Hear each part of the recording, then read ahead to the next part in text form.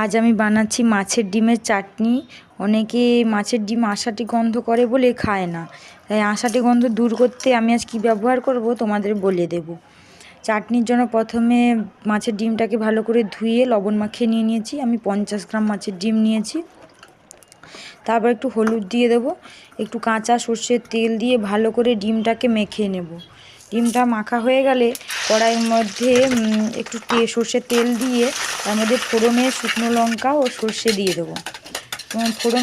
ফোড়ন ফুটে গেলে তার ভেতরে মাছের ডিম দিয়ে দেবো। মাছের ডিম দিয়ে ভালো করে নাড়তে থাকবো।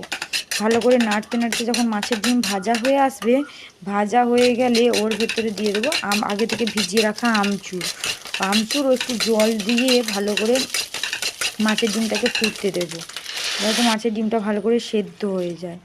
সেদ্ধ হয়ে এলে ওর ভেতরে 2 চামচ চিনি দিয়ে দেবো। আর কিছু সময় পরে একটা ছোট পাতিলেবু স্লাইস কেটে ওর রস ওর ভেতরে দিয়ে দেবো, যাতে আঁশাটে গন্ধ না করে।